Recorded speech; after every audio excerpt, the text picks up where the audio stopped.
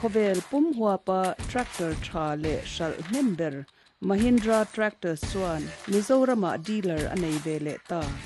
an tractor le man ro sang sang te hi agriculture department hnuaia subsidy in kut na thok tu te pek chhawpchhuah thin ani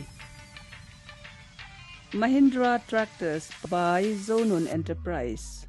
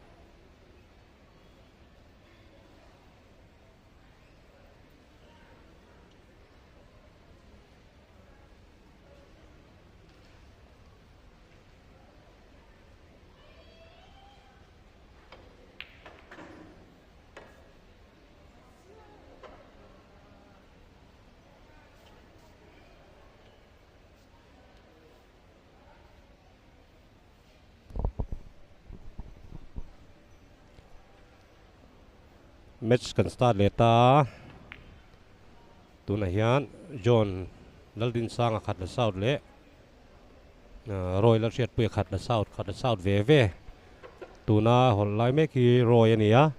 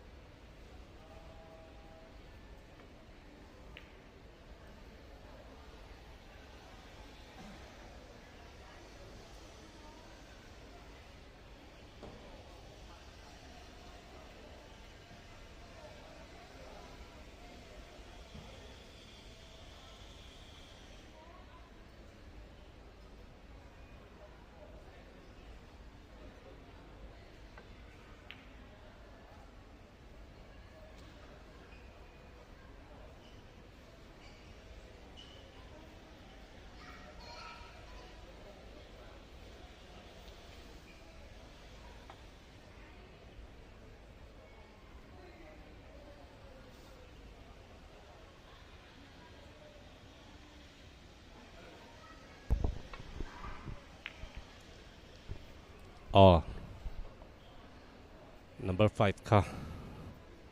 a phe na mi kha bounce mangin an ron hol fua tuna hian John hian a zo thei don em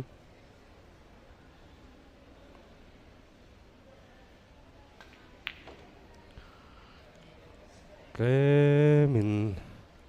a toy se ta number 6 tum Turkian kat pan deu chu ngai nga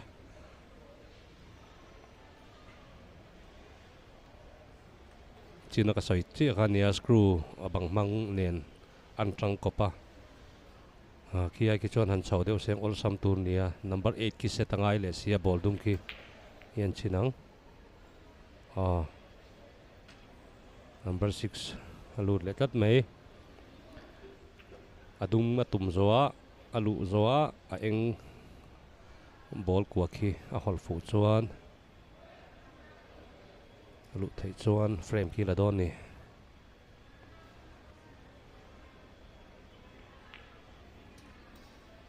alu deuh hleka da haran tuma langem amaro chu a fulin a lang tat mai khat la sau pa ve ve in tuma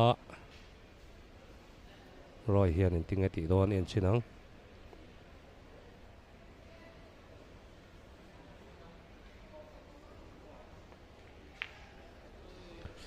avan teuh em han lut seng tak turania amaro chu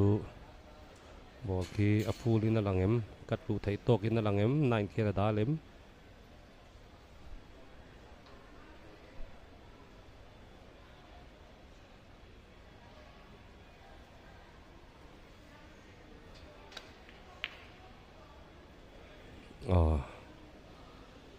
avan poi tak em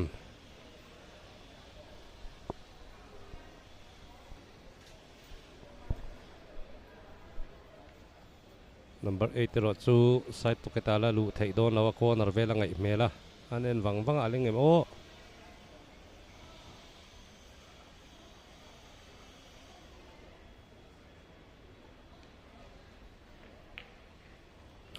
alu te amaro chu atoy em atok mel khop mai khi pull stroke om thea ball nai lu tu ki va hol non voi khata trum hi va hol fu khom thea pull stroke lawe alu ta 1-0 in ma shoi ni roy khat la south an ming to hian kan ti menga an kau na ming hian John 0 ni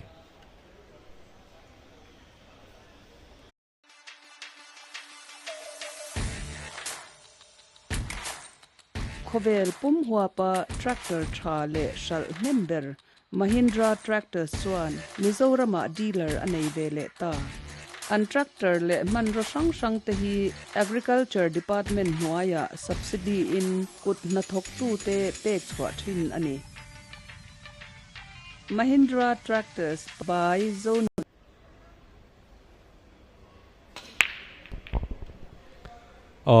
second frame an tran le a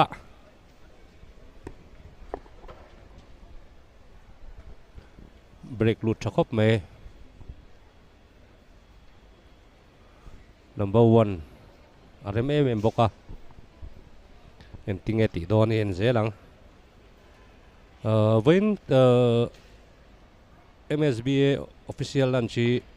ametera sinan tumani ametera su te pontia Japanese aijon atopa yu hi rilawa ametera santimai thina amar jukan anlam thiam dan ni mai ametera su in min ron tum saka kan lom hle mai lunch tui nai tak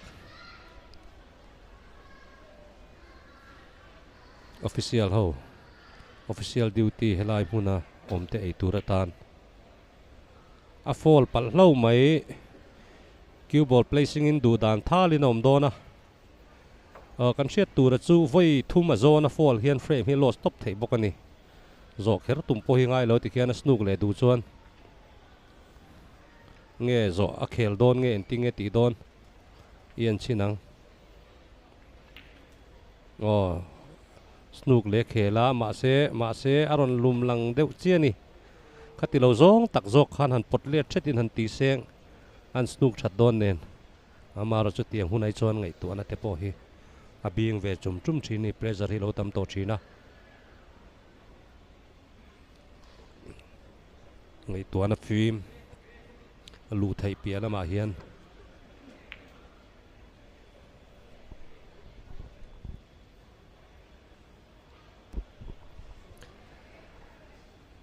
number 1 alut chau thenga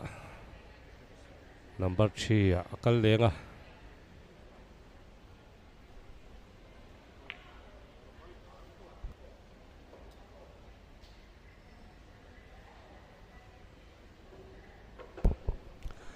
kanan puang non lenga voina kan official lunch CK Hyundai Independence Day 9 ball pool championship a hian official ho ei turin Ameteras Oriental Food Upper Republic in kan lunch Tute a thoni min ron pe kan lom em ani ti kha kanan soi ri venge number 3 luta helai hnuai thla 4 khu akal lenga ser thum rong khi number 5 ania Mizoram khian number 5 akalanga sing khian number 6 akalanga chocolate rong number 7 9 ball bula dum number 8 9 ball avan teu thine mama ro chu asnu kem alang loem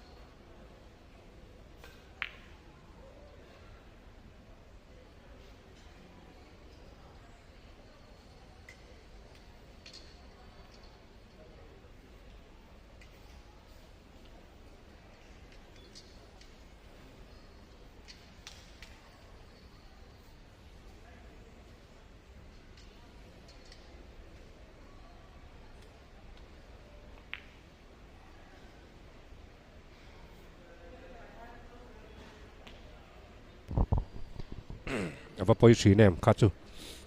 cái tiểu khop mấy Jonathan chân sờ rồi hông á ball thum chi om toa a zau thei ngem ala har deuh hleka 7 hi hol lu hian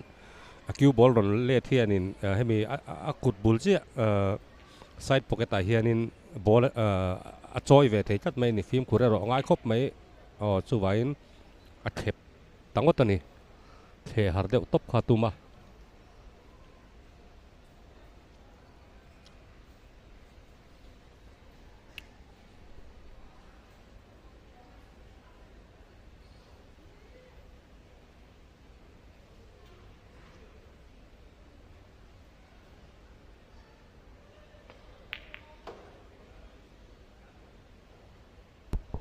avan moi tak em kha chu number 8 kilu chuan number 9 tum tur hian en ting e aronin set chaudon en chinang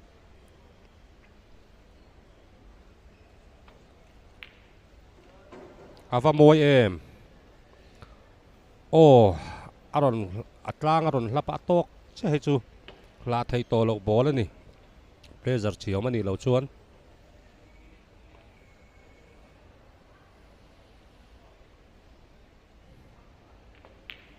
avan nal em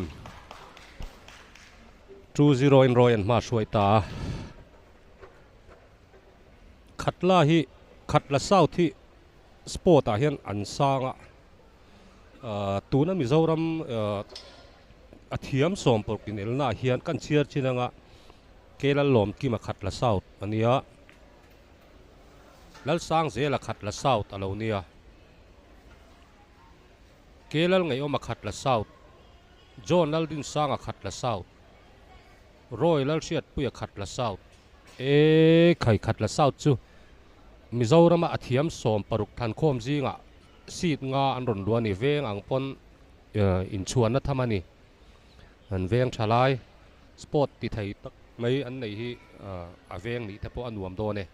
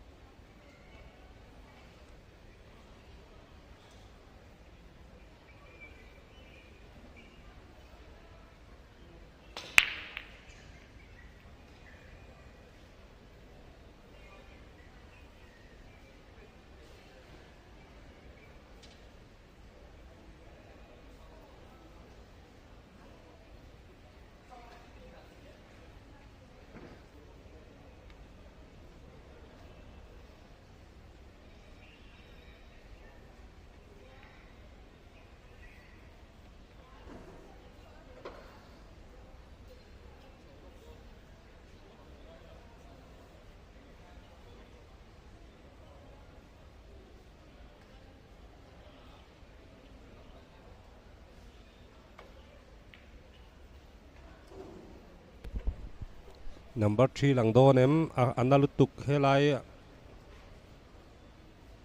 top railing a number 3 ki tum tur ania lu thai emaw lu thai chia lo dewalan pon a hlia theinga en tin mani snuk thei turanga yang o snuk atuma amaro chu a thep na lutuk he taron chawe o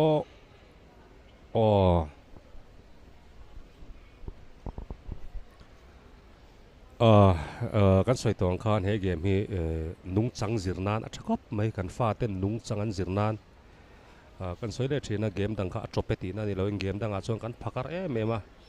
kan hanin ne ka kan kiute ten kan han tia basketball nga te pe chon an shoot lai tur ng mo ni deu ai puwa te boomerang an zai thiam tu pa te chon hei mi monga tia vati zeu ang chi te ka an thiam me mani I kha sport ina ken tirania kan phakar mema an ngala te kan lo pe ta football ni se kan lo dai khala ti khan an jersey te kan lo pota amaro chu he game ai chuanin kan ti sual pal pon referee khian min lo mulo ma se ka ti sual pale bi ti na game ani ke mani in puan na game ania hei hianin nung chang hi mishing dik tur na shwaya me mai ni hi kan fa te hi khel tir phalila chumi pialama aken tele me mach thuak game ania skill kut ngi langa ya zuk le muwa ma leng lawa rui thei thila leng lawa kut ngi langa ma chuti rual chuan hemi game khat kan an khel hian table hi kan kalkwal hi kan local nem khop me chu exercise chalu tu kalonia hol turin stretching kan han pe boka kan in stretch boka fan deu kan pharakha ka taksai na ngai em bokani zirlai ta na tha nung chang zirna mishing nun dik zirna game ka ti mai ke chuan chu thlir tu te hianin lo min lo hriat pui seng kan fa te po khel tir phala he game khel tir phal hi kan la in ti mu chawang karing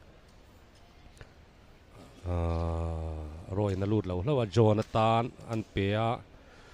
John khian a po le deuh hreta a lai vel ron po then chuan a hring khi an tum le don en tinga ti don nge bang hmangin a ti don a chok lo a hol pel pal lo mai avan uyom mem kha chu a frame lak ve to turania milo se thiamula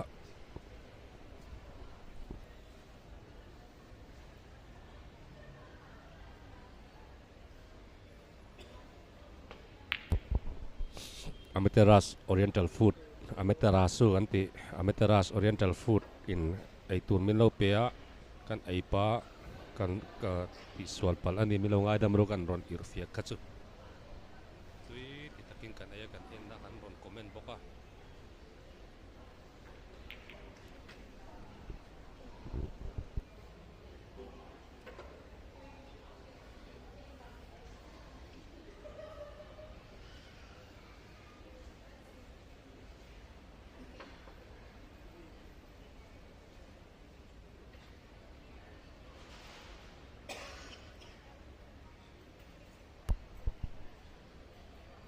John in a zo thei don em hemi zo khian alut lo bang khan phang masa ni lo chuan in hol khar bang phang masa a railing khan hol fu masa kha kha ti dan tur ani chan khi ta le chho tur kha chuan screw don in res manangai sia kut long in na thei lo kha tuna in tinge ti don follow volin nge kal don follow volin tia kha aron na lo thin ni kha apoi thina ta aron thleng chho seng ol tur nia ma ro chu lu thei alania chuti riolin cue ball khi a scratch theine o in off kan ti scratch kan ti kha khol lu dungon ma seng ala che sual ve thei ni hot lut lawa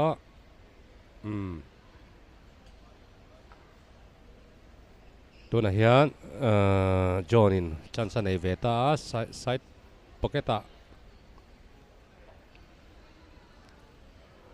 side pocketa ol sam takalu thei tur ania alu chuan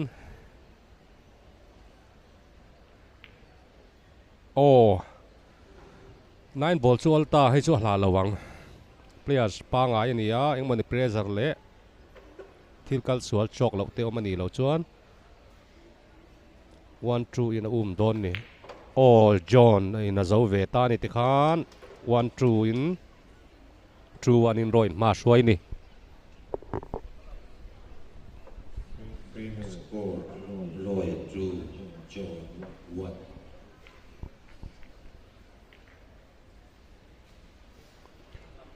1 thi tu te kha min lo sa thiam ula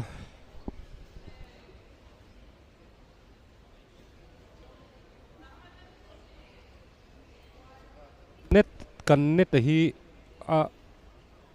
amuang khop mai hi kan nei thai to kan sia millennium area hianin network hi athalo niang atang chut ti te kha in ron soya kan in thasung khop mai tin lai ta hi ni sathia na chung trainer ron eng vak thina camera hi kanan adjust zung zo ni ron sathuta adim le kan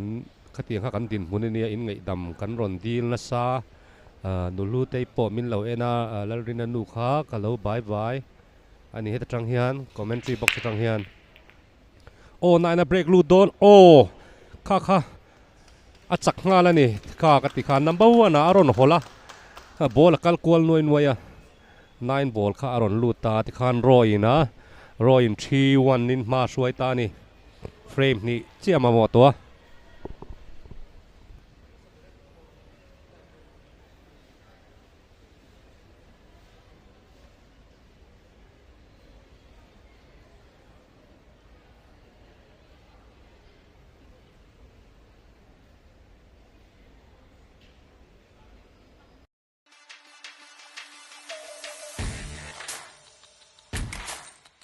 khovel pum hua pa tractor tha le shal member Mahindra tractor swan Mizoram dealer anei ve le ta an tractor le man ro sang te hi agriculture department nuai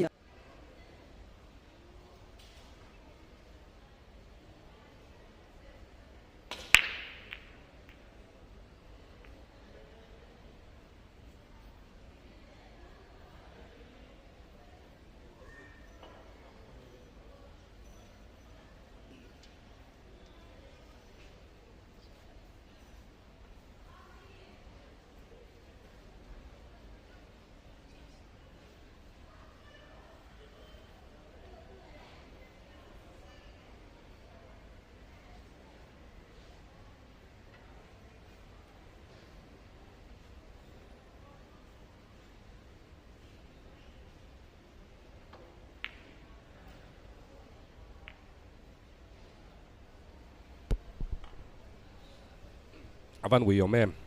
number 9 kha 1 mang khan chut lu tuma a chut thel lo ni an chulut le seng chon a zo le der mai dona 4-1 in ma shwainga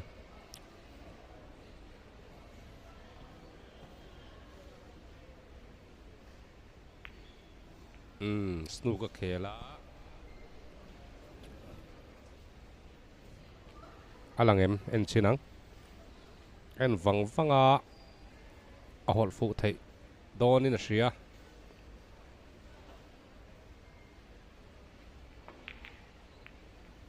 o poita cue ball luta a fall hlo mea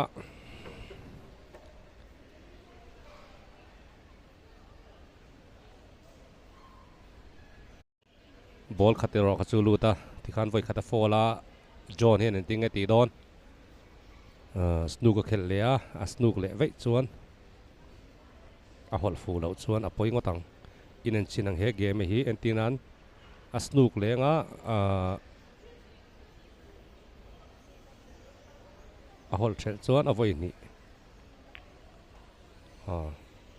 a snook le a tuna hian a hol thel le chuan a voi ni hol thel na nianga chumi zoa a hol thel le a fall le chuan frame hi chan ringot mai don ni voi thum a zona dan lo chet kha ni frame chan nan ni tuna hian kasan mangin bounce tuma kasanatin masa azim ma khopa azimang azim lo we masega o cue ball kha in off lo in off seng chuan tuna khanin true consecutive fall la kha a zona voi ni fall la kha ni don tho ni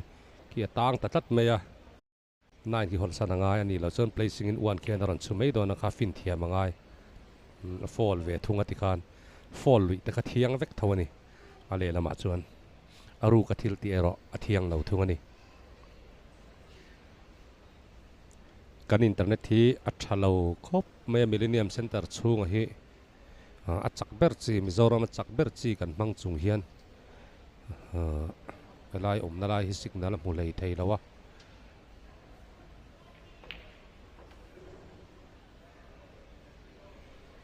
hriat thiam na kan han dil na sa ni kan thei top kan chhuwa kan technician lampang te kan camera crew te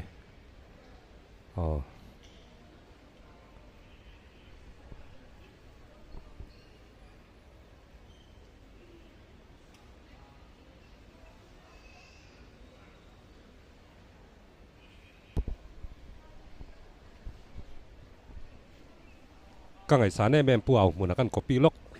puaw muna style ndo he kanau te ho ve kan ne cameraman te pokatir kwala he ka computer te engeng mo ni he kan internet te po ka kit te ho ve kan nia he an tan chuan an pu kan ni kan nia min za thi me ma thei to pan chuan ni he ka bula hian ate bumarang vocalist kha athoboka engkim min boy puya tan chuan waina chuan apu kan nia khop mai he thei top kan ron chuan nia ti kha internet chak lo le thil eng mani omani kha chuan min han ngai dam sam ro kan thei top kan chuan ni ke ni chuan min thlir sakhi kan thalela mu nom ti taka min lo thlir sai kan thalela ni ron sa a ron fu lo deuh thina light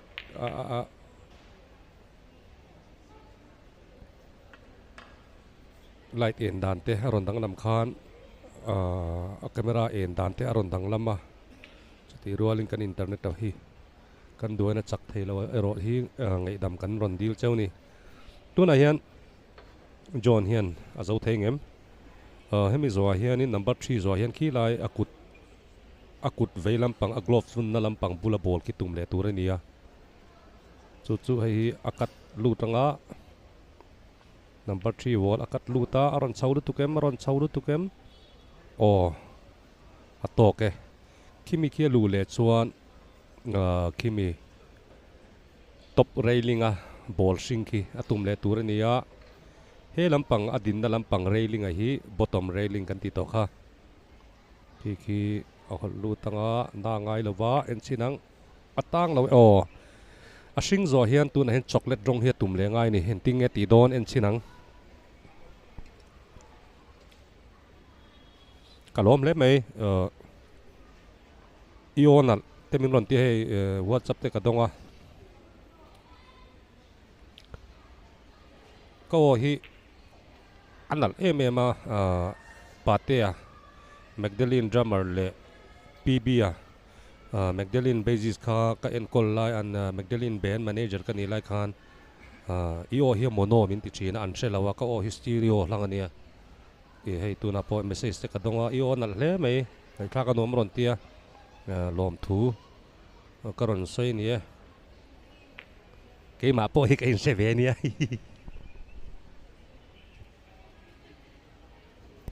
ti khana da hara rồi hiền aron dấu thêm em aron cắt lụ thấy chuan number 8 khi side pocket ta lụ kéo chuan number 9 anh đi lệ tỏ mấy chocolate rong atum ngã hay mizo atum avapoi tak em tia kan khir khian score khi munga chi khi rồi anh ya tu na hol dấu chia kha one khi deviate muang one khi tu na hol tur mek John score ani 5 mua sa sa kha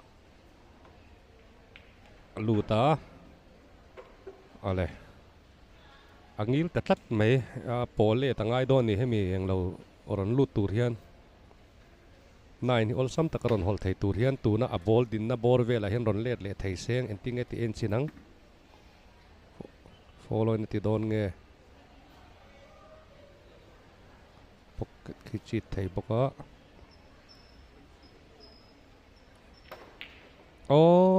hor sul thapal apole tumna khan over kata pa ngai let tur khe ta aron let dan ka sirin ron let tani chuk deu ni wang khan a zo thei tho em chinang side pocket a khelu theya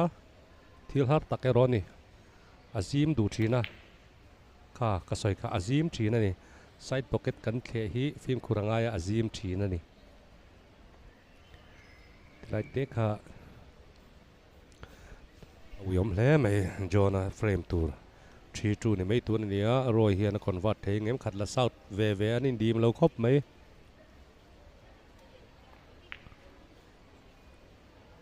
atang avan poi tak em uyang kha chu a phul zokang kalau ha le mai ke ma po ka tran ve a jonaron tum phai bur bura thin lung chuan anui ru ni ti khan ti zel ro tiang kalau zo mai ze la nge ati ni ein ti thei em ani tu nei na zo don em luta jona kan lom pui le mai hol sam le mai ko bulami lo lu nal ze la kha chu 3-2 ni le ta e Game score 3-2.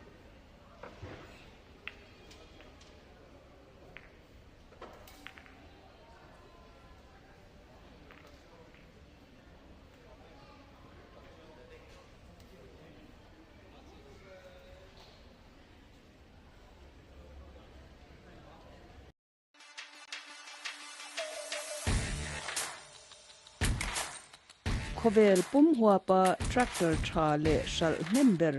Mahindra tractor swan Mizoram dealer anei vele ta an tractor le man ro sang te hi agriculture department hnuaia subsidy in kut na thok tu te pek chhawpchhuah thin ani Mahindra tractors by Zonun Enterprise.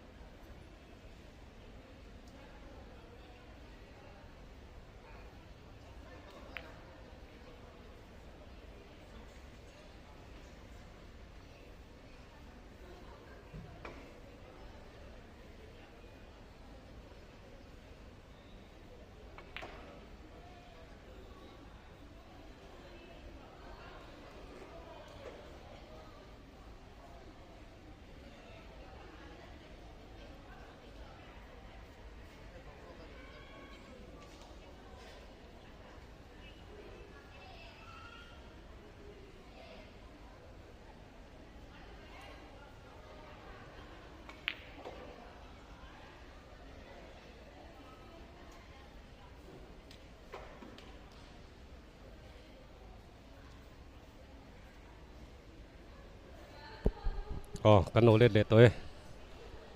number 6 an benga mi zo hian chocolate rong khi tung tu ne oron khak chhau pal lo mai khak lo seng ol sam tu ra nia a ui ngang mai kan thir me khi CK Hyundai one day 9 ball pool championship ani kha CK Hyundai hianin main sponsor hin la avan nal em kha chu class sang le me number 8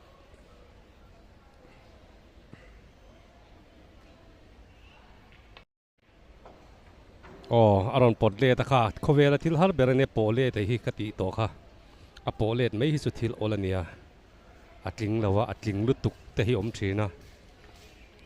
azui zong hi thil ol zelani ti lai te kha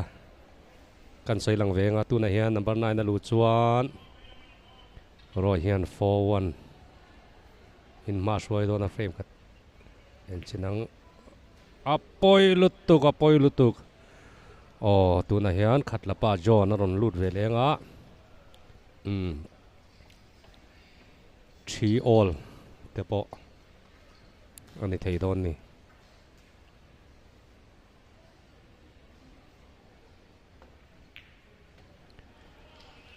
all ani ta CK Hyundai Independence Day 9 ball tournament kan thir mek ani 3 all.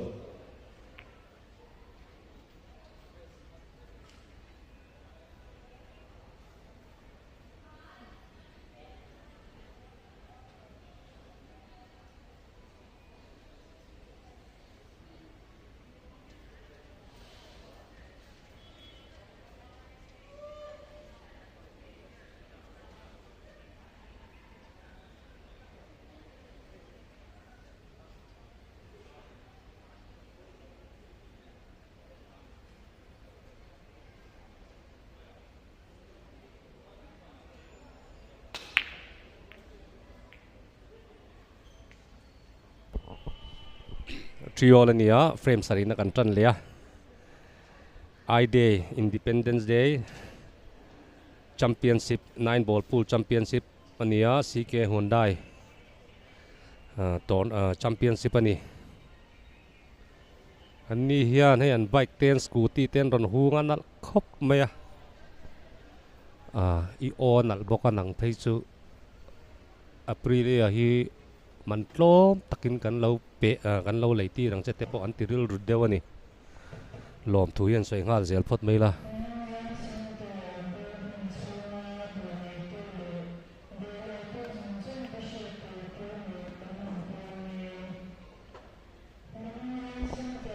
atang dewa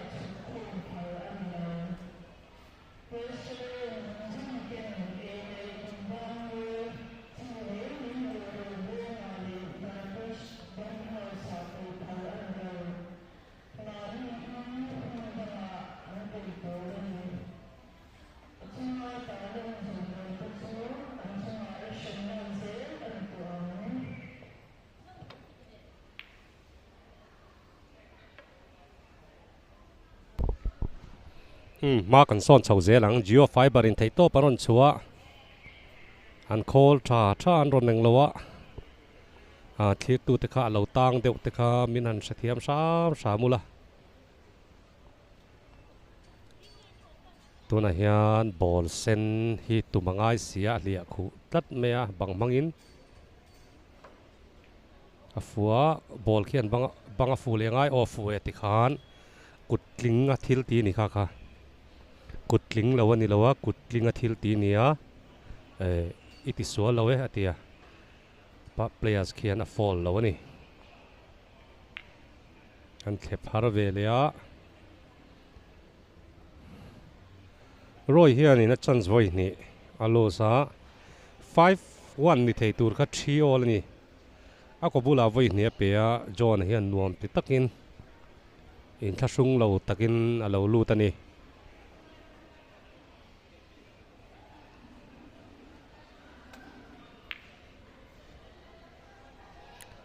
avan nal em kha chu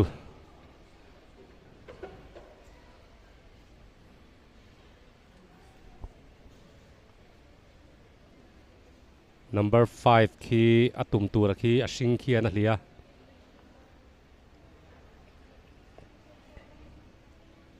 khilai ball sing bula ball rem na khi magic rek kan ti kha nia ball luma ti buai lo ni ti khian alaksan af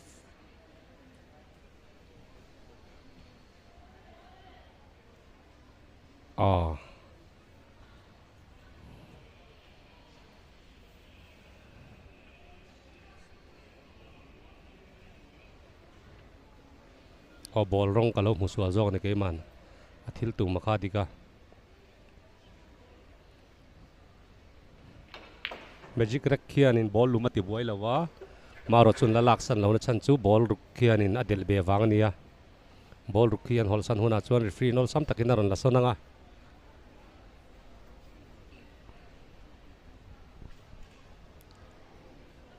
5, 6, 7, 8 aloma 5 chu tuna atin lai khi nia 6 chu asing a khi nia 7 chu hemi railing aron bet hi nia alut lo awan poi tak em a hol na bok sim simani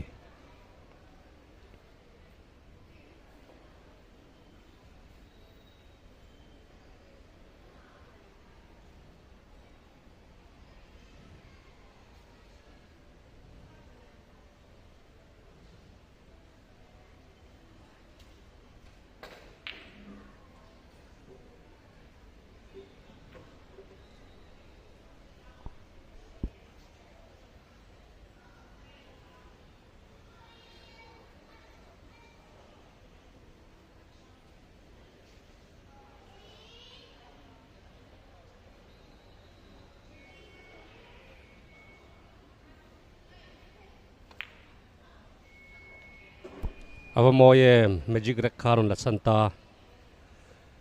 helai chocolate rong number 7 hi tum nga adum hi tum lenga 9 hi ani le to mai ball thum John hian in 4-3 na ron le thar thei don em 3 all ani to aluta side pocket akian 8 khi alinga amaro chu q ball ro chu atlan kual ve vi nga yang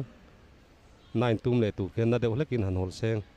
tu na ball din na ngai ai chaka khianin kal tlan kual in ball khi ron ding le thei don in tinge ti don ole avadik em na deuh seng bangkhu juk si seng ron chawle seng ol sam turnia railing aharta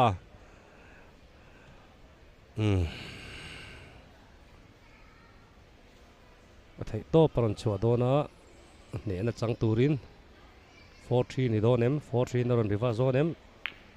avanal em kha chuk kutan beng lua mai 4-3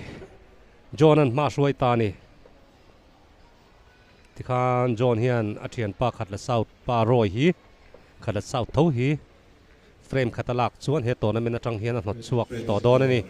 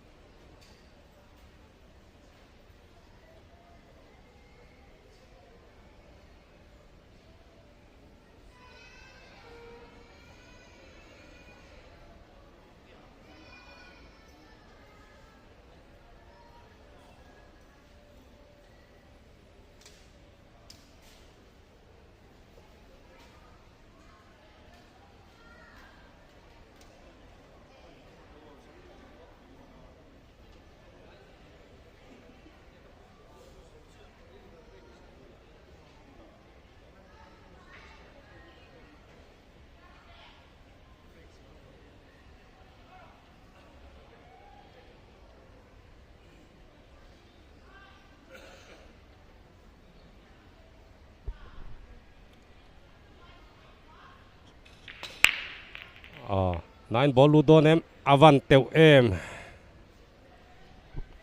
tikhian a hol tur khian in rom push theya wan khi alang thasi lo push tin ron ti theya har sa chung chung khian wan khi tum thei boka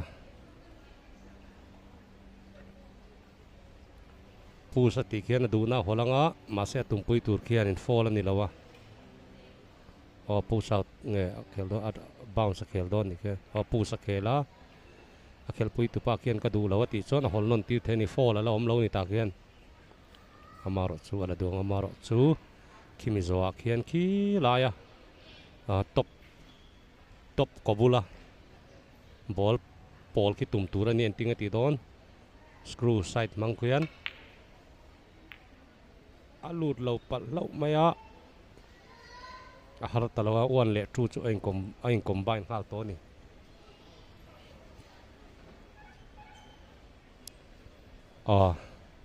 kan mei na khat le min kanon ti thim deuh hleka in phone screen na mo kha le min lo up deuh meula ni ron sat thina wang khan aron eng na sa theilu tuka tuna a hol na ki anga chana ki spider kan ti khania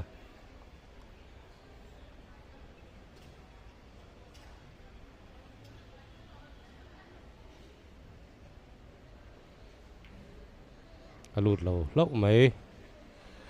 tun ma association min suai tu ma sa ten ngai om hle mai ma kan son to zia te hi alon clear ve nge nga puchhuah na te puzo din pluang xml te kan president thin puya garaja te pujokra sa kan ti te le putoni te ho ten ngai om hle mai an lo clear ve nge kan ring ani anni khanin tihluih an naute bula hian an thiama fiam thute hi khami a hol na kutina hol theilawa tianga kha dal nuaina min ti saka aw mang viau ni dal nuaina hi ang khop mai wale game la malu tila john hian a zo thei don em ball kwalo ma khimizok hian number 2 ki tum tur nia enting ati don a pot chawa ain hlia handing mai seng amaro chu tu ki chuk zonga tuma lak chho atum wang te po ani nge ka tak kha ne screw hi har em chu pole thi thil har ber ni atok hi a har em mai ni ai lia bounce mangina ti mai angai ni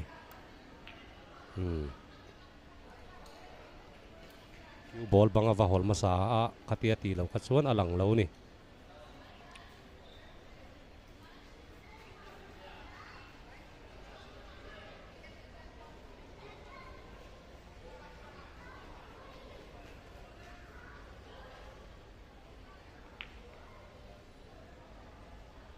awan nal em abulami number 3 khi tilenga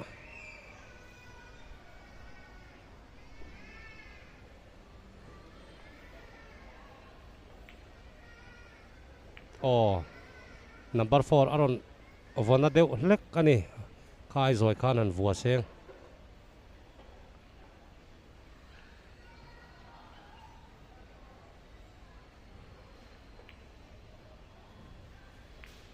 alu thei lo wangin da har khela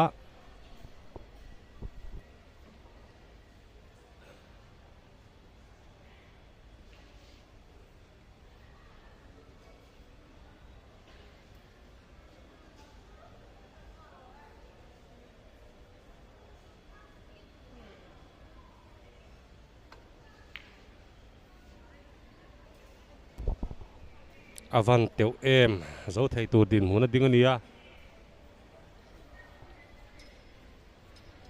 rồi hian number 4 khi kat lu tum na lama number 9 hi helama hena volut thei tlat ani enge lo thleng do ni lo thi reng kimi thleng thei ni he game ai chuan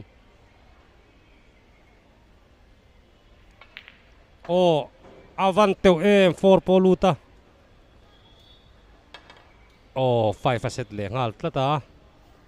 5 a lut thenga ki ta sing ki tum lenga 5 bullet chocolate hen ron le thale don ani a hlot lin na thleng em 11 chinang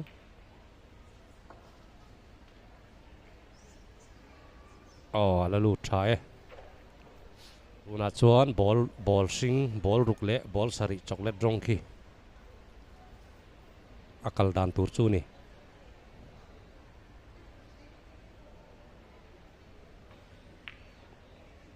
atang le ta avan poem rồi hi atop lampang hian avan duai thei khop mai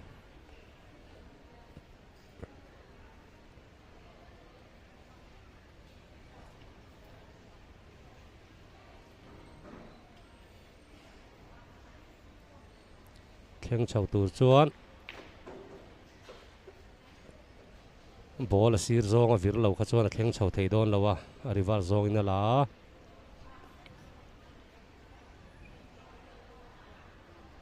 a duang tak chuan a khen chau lo ni maro chu ball har tak ani lai hian lu thei ni bok ani he ball hi akat lo set o avan poi teu em in off trepa akobula da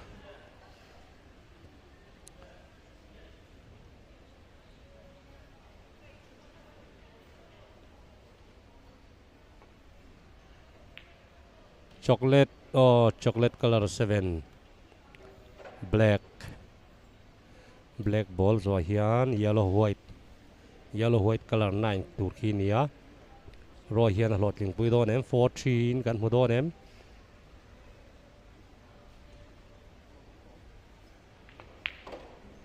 avan lut tha em anaim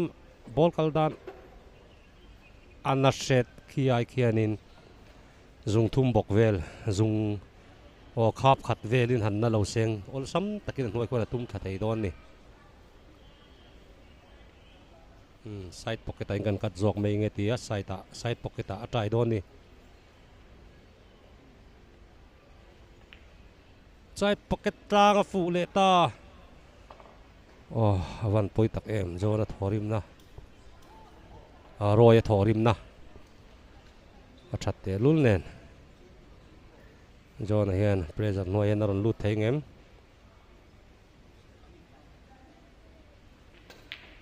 oho aron hol na ball har pan tak chu la ni ball har pan tak chu nia hol thel thei nia a hol cha chuan a kuak hian a tang dona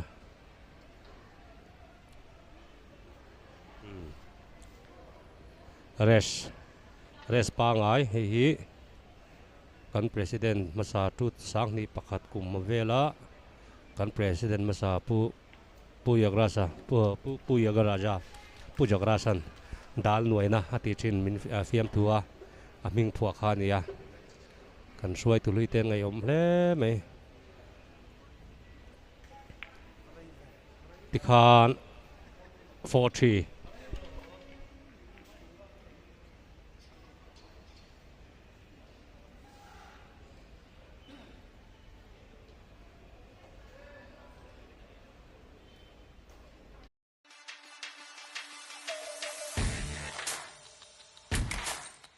khovel pum hua pa tractor tha le shal member Mahindra tractor swan Mizoram dealer anei vele ta an tractor le man ro sang te hi agriculture department huaya subsidy in kut na thok tu te pek chhwa thin ani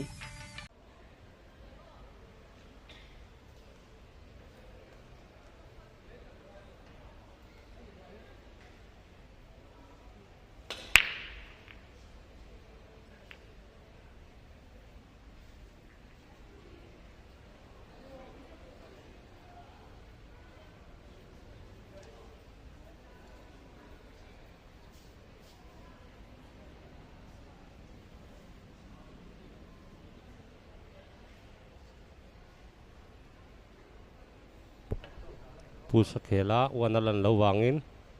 player so na du lo chon hol non tir thei ni fall la lom lowa dani na phal nuai ve kala ni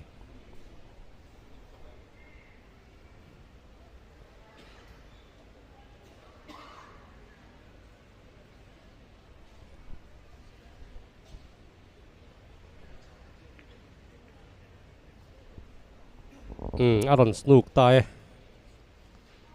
hol fu lo chuan phal to dona hinting e ti don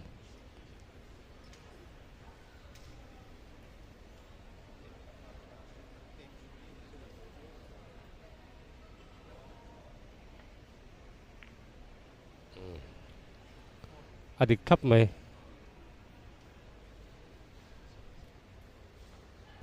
lo phal pal pakhat zok kha fu ma sa ni ke ni in free mi ta fing zoka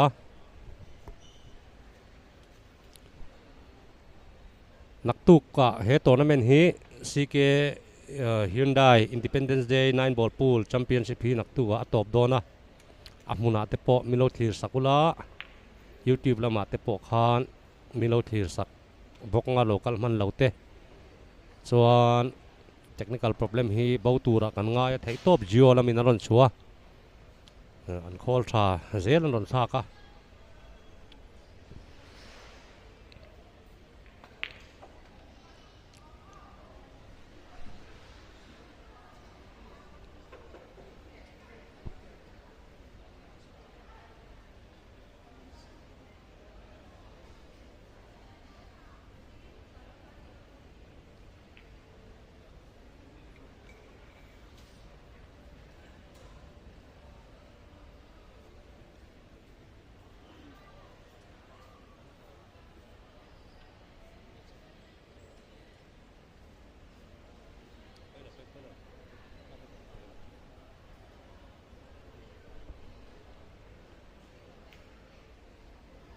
avan nal em side pocket ta nal tok in ron luta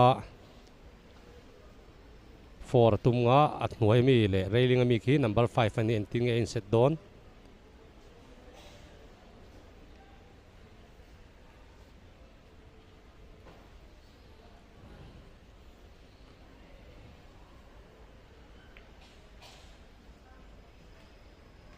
azoi ai nei talu tukani tikhi chuan ball entin nge ti don hol non trum khata hol non khathil kheng thei ne ngi la hol chuan sir zong in ati mai mela da har da haran khela ball har takani e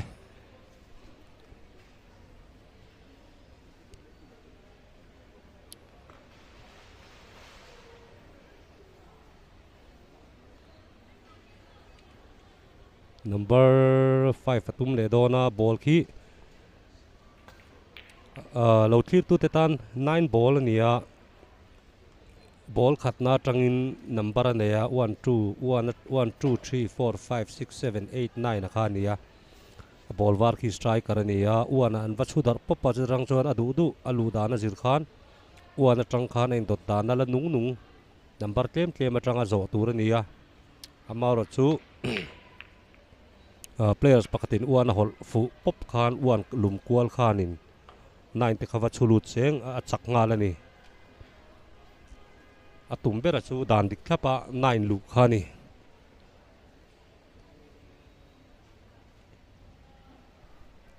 he lai noya asing hi tur hi ni mi zo hen tinga kiu bol da don enang alu ta aron chawa chau zela atlingem atling trep ani ron chau thui deuh se ol sam takalut le thei tur khan nia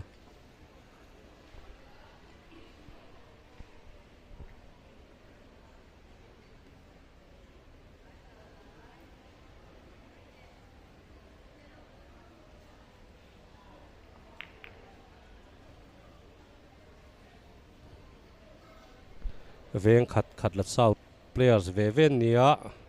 tuna holmek hi roy ania avan kheplut teu em ala snuk zui boka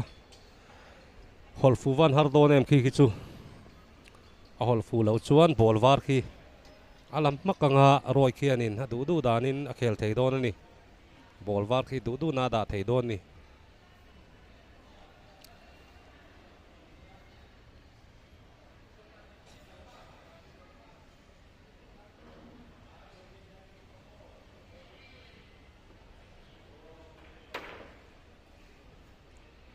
a fall pal lo maya 9 bolero har khop mai om na khi zo thei tur pon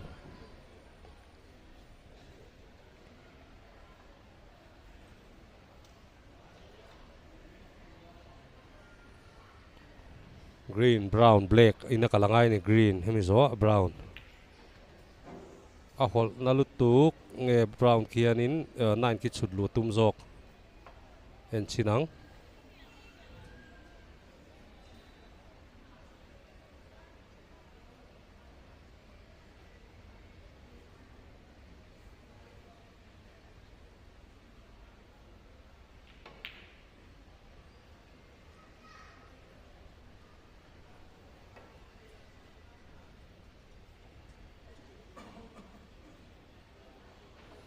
side pocket a khian 9 ki thelu tur ania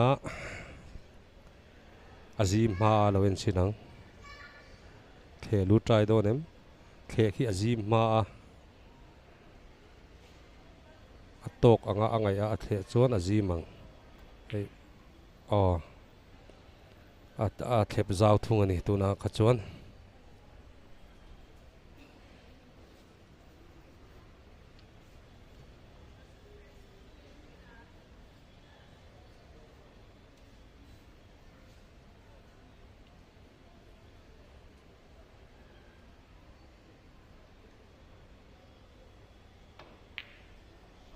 avanal em kha chu avanal em a bole ro ron nai viu meya en tin nge 9 kirem tur khen kiu bol khi kal kualang 9 ki abet sia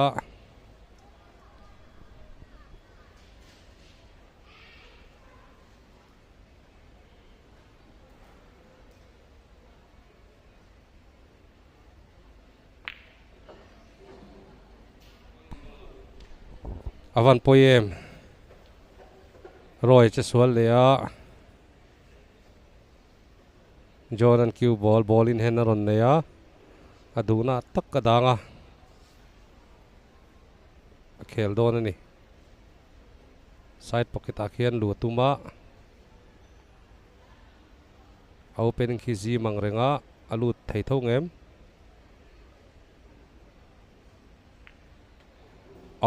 tikhan